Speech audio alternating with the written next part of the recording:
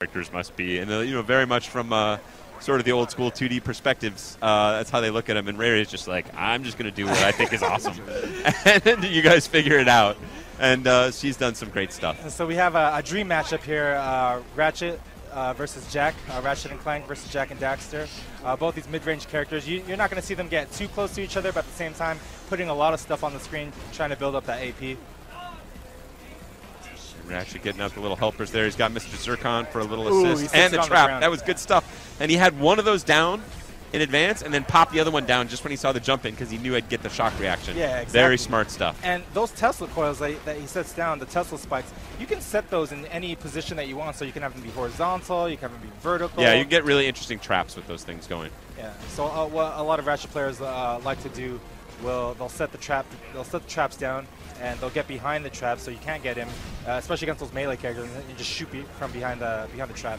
And it stays active for quite a long time. Jak trying to use some of those angled shots to control space, but now trying to stay away from those killer bees, which are going to make Ratchet dominant at this stage. And I love that up triangle. Dude, so good. Yeah, it's way Ratchet also very good at harassing characters in the corner.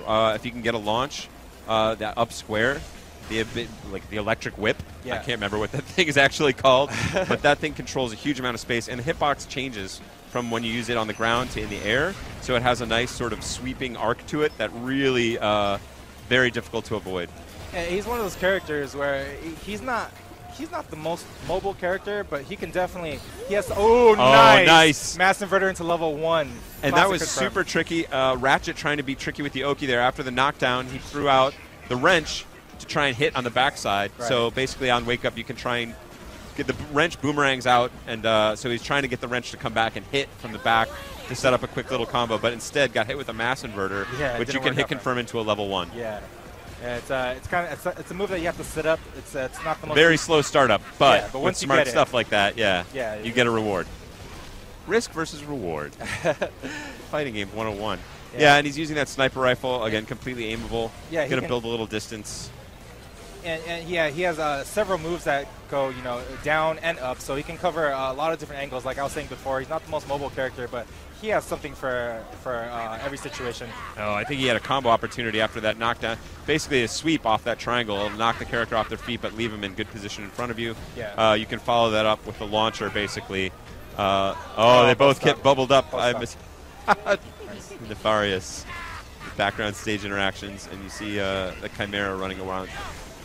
Looks like Ratchet's going for his level 2, but looking for a spot to land at level 1. His level 1's so dominant. Trying again with the suck cannon. And he's also got basically the SPD of the game. Oh, he's going in for the kill and got blown up. Didn't watch. He uses it to his advantage. Jeez. Another painful turnaround for Ratchet. He pulls out Mr. Zircon there. Yeah, there's really, if you get a chance to use Mr. Zircon, he doesn't have any recovery, any startup, excuse me. So, it's really one of those things you want to have out there for sure. Yeah, just something to always have. Oh, wow. No, he dodges it. He could have baited it. No, he didn't have super enough to kill him, but definitely baited it out and gets blown up again. So Ratchet has a lot of work to do. That slight homing there, that got nerfed a little bit from earlier versions where the tracking on that move was extremely strong. Tries to set up the sniper rifle, doesn't pull it off. Yeah, I remember the very first time I played Jak, which was a pretty long time ago. That thing would That's all I did. Yeah, it would I just jump and fire that off. Yeah, definitely something that needed adjustment. Ratchet with the level 1 needs to get in there. Yeah, Ratchet's definitely one of those characters that can benefit greatly from the Hermes moves. I think Jak was in his head a little bit on that first one, especially just because he thought he had that level 1 kill, and not only did he not have it, he waited, stood in front of it, rolled behind it, basically taunted him from behind. Right. So you'll see Ratchet is kind of making sure to keep distance from Jak. He has his lead and he's sitting on it, and so Jak has to chase him down with whatever he can. Oh, nice combo. Jak not the most combo heavy character, but he definitely has a few 2 or 3 hitters. Builds him a very decent amount of AP. He just needs to land 2 or 3 of those for level 1 super. Also, he has his hoverboard. Jak.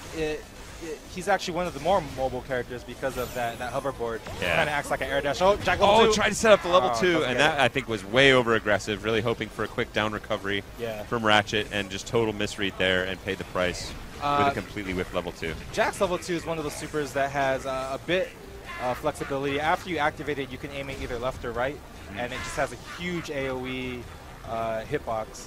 So it's really something that you want to harass the combat ball with. Yeah, for a good opportunity. Do it off of the top of a ledge, kind of like Big Daddy's level 1. Oh, he interrupts the level 1. Got knocked out of it. Not the fastest startup on that. A lot of active frames. That's a throw there with Daxter bouncing on his head. Bam. Shoots him right. And I like to see a little more of that, especially in 1v1. That is the biggest range throw in the game. Yeah. That's really cannon. unique. And you can also hold it out there for quite a while, so it has a lot more active frames than any throw. Sort of the Zangief, but we haven't seen Ratchet really being played in the throw style at all yet. Yeah, I think a lot of players, when they play free-for-all 2v2, they get a lot of chances to land that sub-cannon. You know, you have unsuspecting opponents. Yeah, I want to see a little more of that. Jak has his level 1 ready. Trying to guess in the air with the up triangle, not finding its home. Catches him with the last hit of the eject. Gets the knockdown, just firing it off again. Harassing him with that sniper rifle. Jak has to make an adjustment. Picked with the Spear of Destiny, then dropped it. Let's go for that. And again, this is it ejects AP, with the basically calling the rocket launch.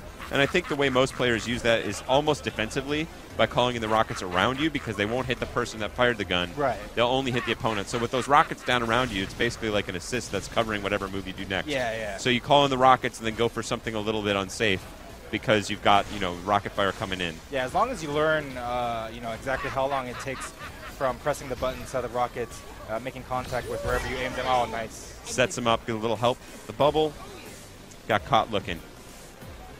Cool. So yeah, I want to thank Wednesday Night Fights, everyone here at Level Up Live, for giving us a chance to showcase the game. We have a bunch of setups, a bunch of people playing on the setups. Yeah. We also have our stream station here. We got to play a few Superbot only matches. I hope you guys enjoyed our little showcase. All right, let's go do some 1v1. Yeah, for sure.